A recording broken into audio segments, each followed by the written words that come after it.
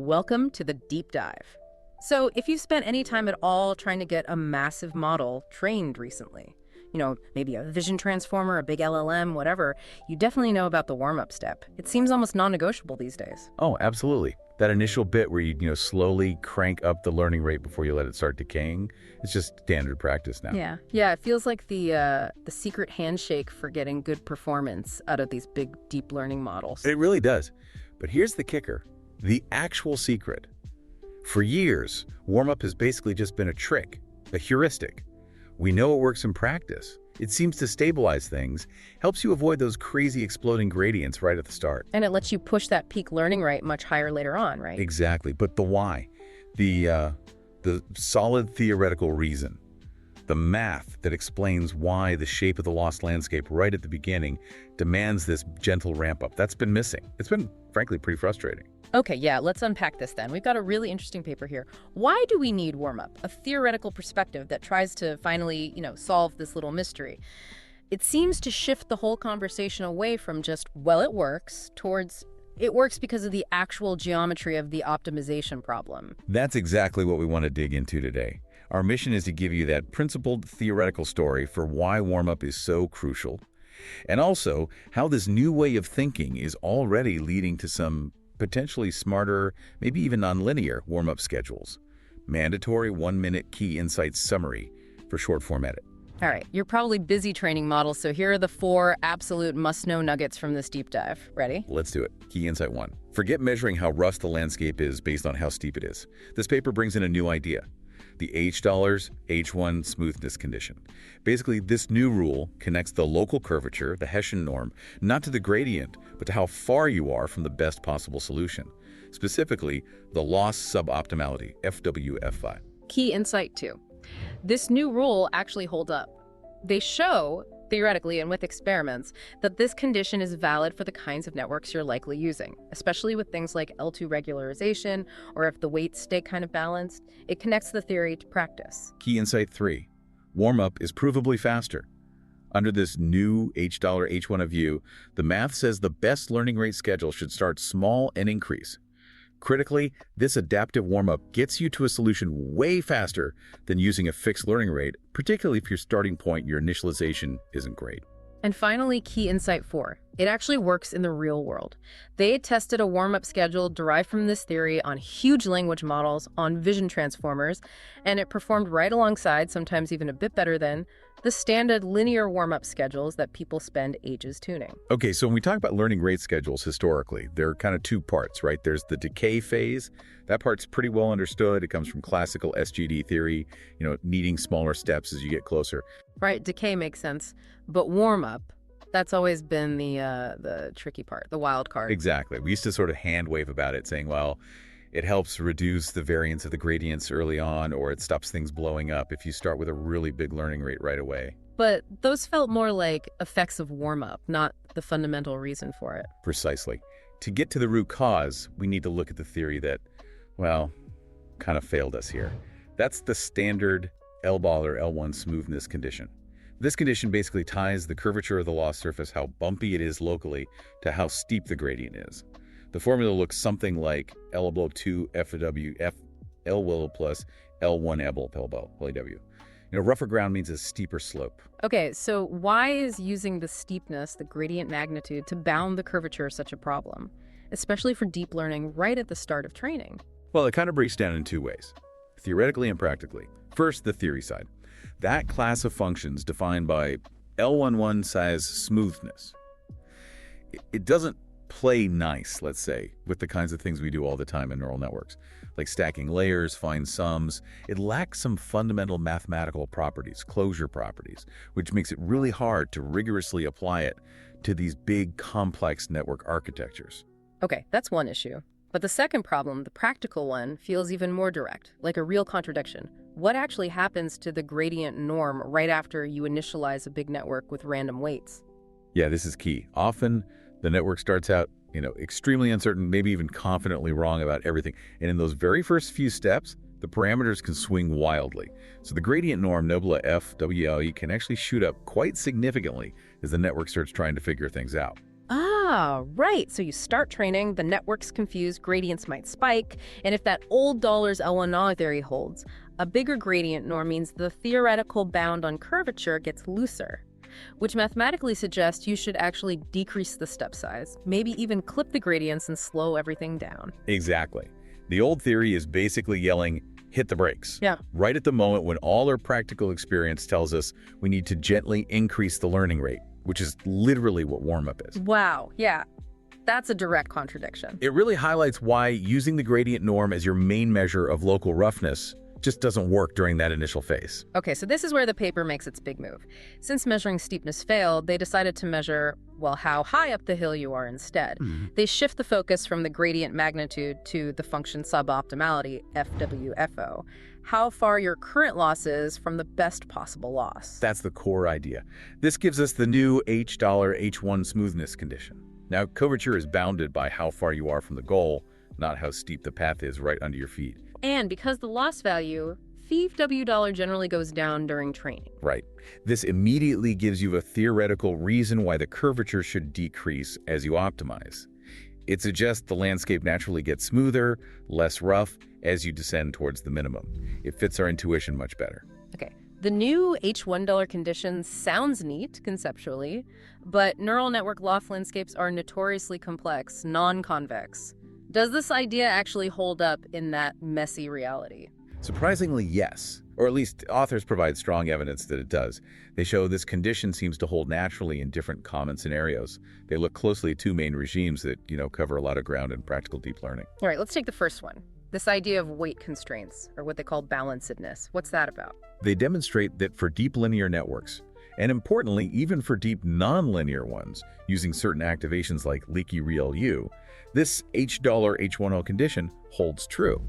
The catch is that it holds provided the weights evolve what they term a balanced manner. Roughly speaking, this just means the norms, the sizes of the weight matrices in adjacent layers don't get wildly different from each other during training. Okay, that seems plausible. And the second regime they looked at, that covers L2 regularization, right? Which is, everywhere in deep learning. Exactly. That's maybe even more compelling for practitioners.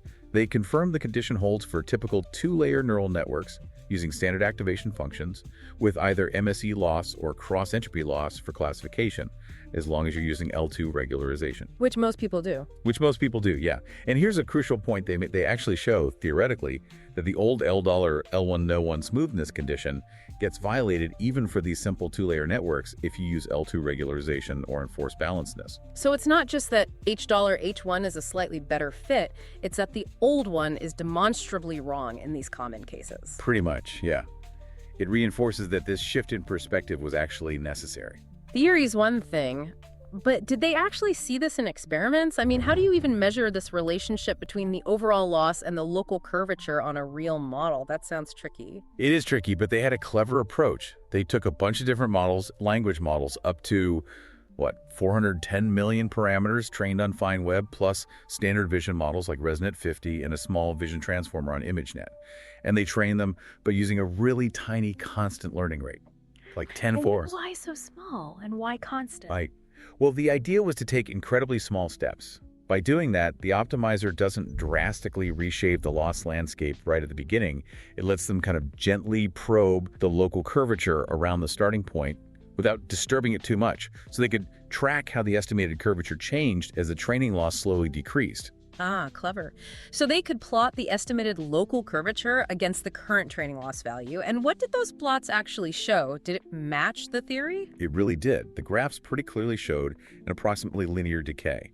Just like the H$H1 condition predicts, for that crucial early phase of training, the estimated curvature NABL2 H$2 went down roughly in a straight line as the loss value of TODO dropped towards its minimum dollars. Wow. Okay, so that's strong empirical backup for the theory. It suggests this H$H1 idea really does describe the geometry during that warm-up period. All right, so if we accept this new geometric picture, where curvature is tied to how far you are from the solution, what does the math say the ideal learning rate, H$, should actually look like at each step? $2. But based on that H$H&R condition, the optimal adaptive step size they derive turns out to be inversely proportional to that curvature bound. So T-taller is roughly proportional to $1 H$ plus H1F-dil. Okay, let's break that down. HWK-S phi is the loss sub-optimality. At the beginning of training, that's going to be large, right? We're far from the solution. Exactly. So when VEPUK-S-mi is large, that whole denominator term, H$ plus H1FWK is. And since DEBWK is inversely proportional to that, 1 over a large number gives you a small step size, WK. Ah, so it starts small, and then as training goes on, the lost WK drops, so fifth WK gets smaller. Right. The denominator shrinks, and 1 over a smaller number means the step size still naturally increases. So the math derived directly from the landscape geometry mandates a warm-up phase. It proves it's not just a heuristic, it's mathematically optimal under this condition. That's the core theoretical justification, yeah. It falls right out of the analysis. Okay, cool. Now let's contrast that. What happens if you just ignore this and use a simple fixed step size with gradient descent? What kind of penalty do you pay if your initial weights aren't great, if W$ is large? The paper includes lower bounds for fixed step size GD, and they're quite telling. They show that the number of steps you need to reach a certain precision epsilon term, well, it scales badly.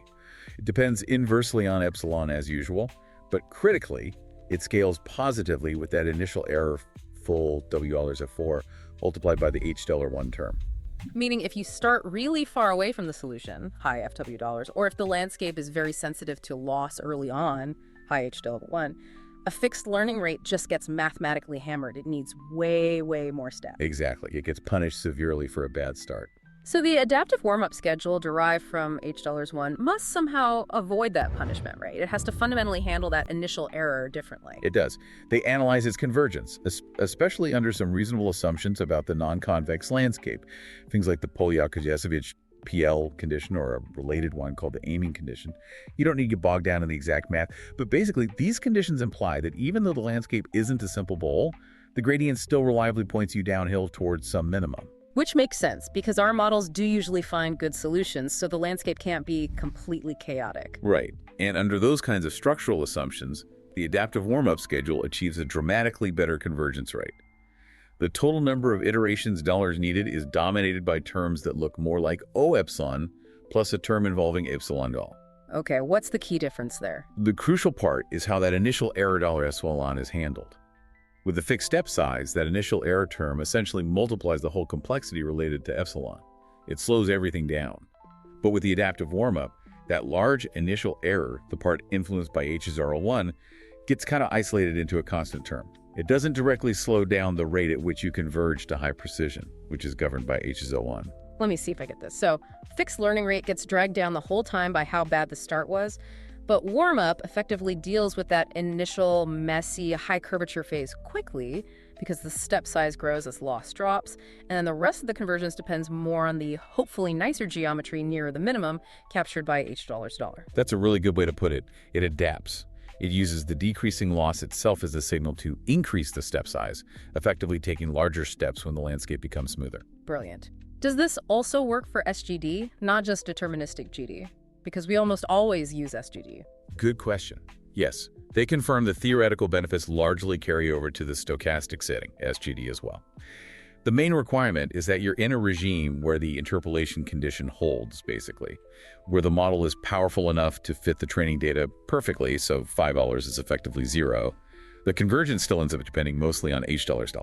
Okay, the theory is really elegant. It gives us this optimal adaptive step size propto 1 H0 plus H1 FWKO. But how do you actually use that in practice? You don't usually know H$ and H$1, and you have the stochastic loss. It seems tricky to implement directly. Yeah, that's a fair point. Translating the pure theory into something a practitioner can just plug in isn't trivial. So they came up with a practical way to approximate the spirit of the theoretical schedule. The idea is to use the current stochastic loss value to modulate a standard learning rate schedule, like cosine annealing or whatever decay you prefer. Modulate how? The effective learning rate at step failure becomes your standard decaying rate, let's call it k-to-tex decay, multiplied by a factor. That factor is max 1, tape to take W12, W is just the loss calculated on the current mini-batch stick way, and the thought tellers is some constant threshold value you choose. Okay, so if the current batch loss fine is high, much bigger than the dollars, this factor 5 style is large, and it scales up the base learning rate TED to K. Exactly. It gives you a bigger effective step size when the loss is high. And once the loss drops below the threshold $2, then 5s is less than 1, so the max function just returns 1, and your effective learning rate is just the standard decaying rate to text decay. Precisely. So the loss value itself dynamically controls the length and intensity of the warm-up phase, scaling the underlying decay schedule until the loss gets reasonably low. That sounds practical. Okay, so they tested this loss-based warm-up, comparing it against the standard linear warm-up everyone uses, and also against having no warm-up at all. What happened? They used big LMs, VIT. The results look really good, actually. Across the board language models from 70M up to 410M parameters, the VIT Tiny Vision model, this H-Taller H1 inspired warm-up schedule, performed consistently well. It was right up there with carefully tuned linear warm-up schedules, sometimes even a tiny bit better in terms of final performance or convergence speed. And presumably both warm-up methods were much better than no warm-up. Oh yeah, definitely. No warm-up often led to instabilities or just much slower convergence, as you'd expect. So the experiments really validated the core idea. Using loss sub-optimality as the signal for warm-up works in practice. Now, here's something I'm curious about. When you plot the effective learning rate over time using this new loss-based method, does it just end up looking like a standard linear ramp-up? I mean, is it just recreating what we already do? No. And this is maybe one of the most interesting visual results from the paper. When you look at the plots comparing the learning rate schedules, the curve generated by this H$H1 method looks significantly different from a straight linear ramp. How so? It's often much more nonlinear. It typically shows a faster, more aggressive ramp up initially, reflecting the fact that the loss often drops quite steeply in the very first few iterations. Then it might level off or adapt differently compared to the fixed slope of linear warm-up. Huh. So linear warm-up is like putting your foot down on the accelerator steadily over, say, 10 seconds. This theoretical one is more like flooring it as soon as the initial big loss drops, then maybe easing off a bit. It's reacting dynamically. That's a great analogy. It's adaptive to the actual progress being made as measured by loss, rather than just following a predetermined linear function of time or steps. Which feels inherently smarter, doesn't it? It shouldn't waste time warming up slowly if the initial loss plummets really fast. Exactly. It adjusts the warm-up based on the observed dynamics. Hashtag tag outro. So summing up, this work really does provide a strong, principled reason for why we need warm-up. It takes it out of the realm of just being a heuristic we found works. It connects that initial decrease in loss directly to a decrease in the landscape's curvature, theoretically justifying the need for smaller steps at the very beginning. It's a solid foundation. But the authors themselves point out a limitation, right? This H$H1 condition seems to describe the start of training really well, but maybe not the whole process. That's right. They observe what they call a phase transition. While the Leighton-Euler-Ballard condition and its linear relationship between curvature and loss holds nicely during warm-up, the bound seems to deteriorate later in training. It suggests the geometry of the optimization landscape might actually change its character after the initial phase, maybe as the model shifts from rough fitting to finer-grained interpolation or something. Which opens up some interesting avenues for future work, I guess. Definitely. The author suggests trying to develop curvature bounds that are more robust and remain valid throughout the entire training process, not just that initial warm-up burst. And also maybe extending this kind of analysis to a layer-wise setting, acknowledging that maybe the first few layers of a network have different smoothness properties than the last few layers, and perhaps they need different schedules. That makes sense. It's fascinating, though, how this paper gives such a clear why for warm-up. Linking loss to curvature really demystifies that initial stabilization phase. It does.